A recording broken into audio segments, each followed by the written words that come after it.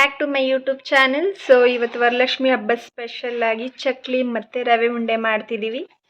ಹೇಗೆ ಮಾಡ್ತಿದ್ದೀವಿ ಅಂತ ತೋರಿಸ್ತೀನಿ, ಬನ್ನಿ. ಇವತ್ತು ವರಲಕ್ಷ್ಮಿ ಹಬ್ಬ ಸ್ಪೆಷಲ್ ಆಗಿ ನಾವು ಚಕ್ಲಿ ಮಾಡೋಕ್ಕೆ ಅಕ್ಕಿ ಹಿಟ್ಟು ತೊಗೊಂಡಿದ್ದೀವಿ ಮತ್ತು ಹುರ್ಗಡ್ಲೆ ಒಂದು ಸೈಡು, ಅದು ಗ್ರೈಂಡ್ ಮಾಡೋಕ್ಕೆ ಸ್ವಲ್ಪ ಚಿಲ್ಲಿ ಪೌಡರು, ಜೀರಿಗೆ, ಉಜ್ವಾನ್, ಸ್ವಲ್ಪ ಸಾಲ್ಟು ತೊಗೊಂಡಿದ್ದೀವಿ. ಆ ಕಡಲೆ ಪಪ್ಪನ್ನ ನಾವು ಮಿಕ್ಸಿ ಜಾರ್ಗೆ ಹಾಕಿ ಗ್ರೈಂಡ್ ಮಾಡ್ಕೋಬೇಕು. ಇವಾಗ ಕಡಲೆ ಹಿಟ್ಟಿಗೆ ಸ್ವಲ್ಪ ಬಿಸಿ ಮಾಡಿರೋ ಎಣ್ಣೆ ಹಾಕಿ ಉಜ್ವಾನ್ ಮತ್ತು ಜೀರಿಗೆ ಮತ್ತು ಚಿಲ್ಲಿ ಪೌಡರು, ಸಾಲ್ಟನ್ನು ಕೂಡ ಹಾಕಿ ನೀಟಾಗಿ ಮಿಕ್ಸ್ ಮಾಡ್ಕೋಬೇಕಾಗತ್ತೆ. ನೀಟಾಗಿ ಒಂದು ರೌಂಡ್ ಮಿಕ್ಸ್ ಮಾಡ್ಕೊಂಡಾದಮೇಲೆ ನಾವು ಗ್ರೈಂಡ್ ಮಾಡಿರೋವಂಥ ಕಡಲೆಪಪ್ಪು ಪುಡಿನ ಕೂಡ ನಾವು ಸೇರಿಸ್ಬೇಕು. ನೋಡಿ, ಇವಾಗ ಸೇರಿಸ್ತಾರೆ. ಎಷ್ಟು ಪ್ರಮಾಣದಲ್ಲಿ ನೀವು ಮಾಡ್ತೀರೋ ಅಷ್ಟು ಪ್ರಮಾಣದಲ್ಲಿ ನೀವು ತೊಗೊಂಡು ಮಾಡಬೇಕು. ನನಗೆ ಕ್ವಾಂಟಿಟಿ ಗೊತ್ತಿಲ್ಲ, ಸೊ ಅದರಿಂದ ಇಷ್ಟು ಗ್ರಾಮು ಇಷ್ಟು ಅಂತ ನಾನು ಹೇಳ್ತಾ ಇಲ್ಲ. ಸೊ ನೀಟಾಗಿ ಅದನ್ನೆಲ್ಲ ಮಿಕ್ಸ್ ಮಾಡ್ಕೋಬೇಕು. ನೀಟಾಗಿ ಮಿಕ್ಸ್ ಮಾಡ್ಕೊಂಡ್ಮೇಲೆ ಅದಕ್ಕೆ ಎಷ್ಟು ಬೇಕಾಗುತ್ತೆ ಸ್ವಲ್ಪ ಸ್ವಲ್ಪ ನೀರನ್ನೇ ಸೇರಿಸಿ ನಾವು ಅದನ್ನು ನೀಟಾಗಿ ಮಿಕ್ಸ್ ಮಾಡ್ಕೋಬೇಕು. ಒಂದೇ ಸಾರಿ ಜಾಸ್ತಿ ನೀರು ಹಾಕ್ಬಾರ್ದು, ಸ್ವಲ್ಪ ಸ್ವಲ್ಪನೇ ನೀರು ಹಾಕಿ ನೀಟಾಗಿ ನಾದ್ಕೋಬೇಕು. ಯಾವ ರೀತಿ ಅಂದರೆ ಈ ರೀತಿ ಇರೋವರೆಗೂ ನಾವು ನೀಟಾಗಿ ನಾದ್ಕೋಬೇಕಾಗತ್ತೆ.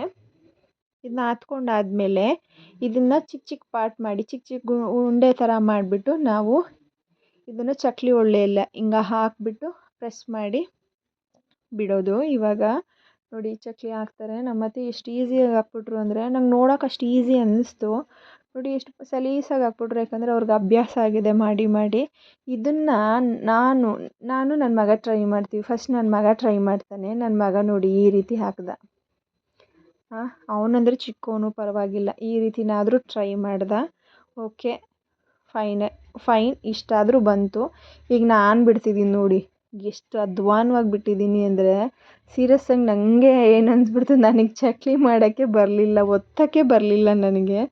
ಇಷ್ಟು ಈಸಿ ಅನ್ನಿಸ್ತು, ಬಟ್ಟು ನೋಡಿದ ತಕ್ಷಣ ಯಾವುದೂ ಈಸಿ ಅಲ್ಲ ಅಂತ ಕೂಡ ಅನ್ನಿಸ್ತು. ನಾನು ನೋಡಿ ಯಾವ ರೀತಿ ಮಾಡಿದ್ದೀನಿ ಅಂದರೆ ಈ ಶೇಪಲ್ಲಿ ಮಾಡಿಕ್ಕಿದ್ದೀನಿ. ನನ್ನ ಮಗ ಮಾಡಿರೋದಿದೆ, ಸ್ವಲ್ಪ ಪರವಾಗಿಲ್ಲ ಅನ್ನಿಸ್ತು ನನಗೆ. ಇವಾಗ ಕಾದಿರೋದು ಕರ್ಜಿಕಾಯಿ ಕರೆದಿರೋ ಎಣ್ಣೆನೇ ಇದರಲ್ಲಿ ನಾವು ಚಕ್ಲಿ ಒಂದೊಂದಾಗಿ ಬಿಟ್ಟು ಎರಡು ಕಡೆ ನೀಟಾಗಿ ಬೇಯಿಸ್ಕೊಂಡಾದ್ಮೇಲೆ ಫೈನಲಿ ನಮ್ಮನೆ ವರಲಕ್ಷ್ಮಿ ಹಬ್ಬಕ್ಕೆ ಚಕ್ಲಿನ ನಾವು ರೆಡಿ ಮಾಡಿದ್ವಿ. ಇಷ್ಟೇ, ಇವತ್ತಿನ ಚಕ್ಲಿ ವರಲಕ್ಷ್ಮಿ ಹಬ್ಬಕ್ಕೆ ರೆಡಿ ಆಯಿತು. ಇವಾಗ ನಾವು ರವೆ ಉಂಡೆ ಮಾಡೋಕ್ಕೆ ಚಿರೋಟಿ ರವೆ, ಸಣ್ಣ ರವೆ ತೊಗೊಂಡಿದ್ದೀವಿ. ಸಣ್ಣ ರವೆ ತೊಗೊಂಡು ಅದನ್ನು ತುಪ್ಪದಲ್ಲಿ ನೀಟಾಗಿ ಹುರ್ಕೋತಿದ್ದೀವಿ. ನೋಡಿ, ನಮ್ಮ ಅತ್ತೆ ಹುರಿತಿದ್ದಾರೆ. ಸಣ್ಣ ಉರಿಯಲ್ಲಿ ಚೆನ್ನಾಗಿ ತುಪ್ಪದಲ್ಲಿ ಹುರಿಬೇಕಂತೆ. ಇವಾಗ ಒಗ್ಗರಣೆಗೆ ಅಂದರೆ ತುಪ್ಪದಲ್ಲಿ ಗೋಡಂಬಿ, ದ್ರಾಕ್ಷಿ, ಲವಂಗ ಮತ್ತು ಏಲಕ್ಕಿನ ಕುಟ್ಟಾಕಬೇಕಂತೆ. 1 ರೌಂಡು ತುಪ್ಪದಲ್ಲಿ ರವೆನ ಹುರಿದಿಟ್ಟಿದ್ದಾರೆ. ಅದು ಸ್ವಲ್ಪ ಕಡಿಮೆ ಆಯಿತು ಅಂತ ಹೇಳಿಬಿಟ್ಟು ಇನ್ನೊಂದು ರೌಂಡು ತೊಗೊಂಡು ಮತ್ತೆ ಹುರಿತಾ ಇದ್ದಾರೆ. ಸ್ವಲ್ಪ ಕಡಿಮೆ ಆಗಿಬಿಡುತ್ತೆ ಅಂತ. ಇದು ಹಾಲು ಕಾಯಿಸ್ತಿದ್ದಾರೆ. ಲಾಸ್ಟಲ್ಲಿ ಇದನ್ನು ಹಾಕಿ ಕಟ್ಟೋದಂತೆ. ಈಗ ಒಗ್ಗರಣೆ ಕೊಡ್ತಿದ್ದಾರೆ ನೋಡಿ.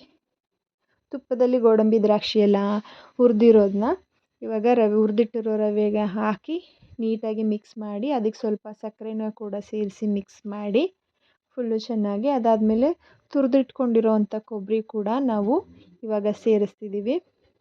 ಕೊಬ್ಬರಿ ಎಷ್ಟು ಬೇಕೋ ಅಷ್ಟು ಪ್ರಮಾಣದಲ್ಲಿ ಸೇರಿಸಿ ನೀಟಾಗಿ ಮಿಕ್ಸ್ ಮಾಡಿ, ಇವಾಗ ನಾವು ಮಿಕ್ಸ್ ಆದಮೇಲೆ ಕಾಯಿಸಿರೋ ಹಾಲನ್ನ ಹಾಕಿ ಬಿಸಿ ಇರಬೇಕಾದ್ರೇ ನೀಟಾಗಿ ಸ್ವಲ್ಪ ಸ್ವಲ್ಪ ಕಲಿಸ್ಕೊಂಡು ಚಿಕ್ಕ ಚಿಕ್ಕದು ಉಂಡೆಯಾಗಿ ಮಾಡಿದ್ರೆ ರವೆ ಉಂಡೆ ರೆಡಿ ಆಗುತ್ತೆ. ನೋಡಿ, ಇವಾಗ ಮಾಡ್ತಾರೆ. ಅದು ಬಿಸಿ ಇದೆಯೋ ಏನೋ ಇಲ್ವೋ ನಂಗೆ ಗೊತ್ತಿಲ್ಲ, ಬಟ್ ಅವ್ರು ಈಸಿಯಾಗಿ ಮಾಡಿಬಿಟ್ರು. ನಮ್ಮತ್ತೆ ನೋಡಿ, ರೌಂಡಿಗೆ ಬರುತ್ತೆ. ಬಿಸಿ ಬಿಸಿ ಇರಬೇಕಾದ್ರೇ ಹಾಲು ಹಾಕಿದ ತಕ್ಷಣ ಮಾಡಬೇಕು. ಫಸ್ಟು ರವೆ ಉಂಡೆ ರೆಡಿ ಆಯಿತು. ನನ್ನ ಮಗ ತರಲೆ, ನಿಜವಾಗ್ಲೂ ಮಕ್ಕಳಿದ್ದಾಗ ಯಾವ ಕೆಲಸನೂ ಮಾಡೋಕ್ಕೆ ಆಗಲ್ಲ. ಒಬ್ಬರು ಸೈಲೆಂಟ್ ಆದರೆ ಒಬ್ಬರು ವೈಲೆಂಟ್ ಅನ್ನಂಗೆ. ನಮ್ಮವಳು ಸ್ವಲ್ಪ ಸುಮ್ಮನೆ ಇರ್ತಾಳೆ, ನಮ್ಮವನು ಹುಟ್ಟು ತರಲೆ. ಅದರಲ್ಲೇ ನೋಡಿ ತಿನ್ನೋದು ಅದೆಲ್ಲ ಮಾಡ್ತಿದ್ದಾನೆ. ಫೈನಲಿ ನಮ್ಮ ಮನೇಲಿ ವರಲಕ್ಷ್ಮಿ ಹಬ್ಬಕ್ಕೆ ರವೆ ಉಂಡೆ ರೆಡಿ ಆಯಿತು. ಇಷ್ಟೇ ಮಾಡೋಕ್ಕಾಗಿದ್ದು ರವೆ ಉಂಡೆ. ಇವತ್ತಿನ ವಿಡಿಯೋ ಇಷ್ಟೇ. ಮತ್ತೆ ಮುಂದಿನ ವಿಡಿಯೋದಲ್ಲಿ ಸಿಗುವ. ಬಾಯ್.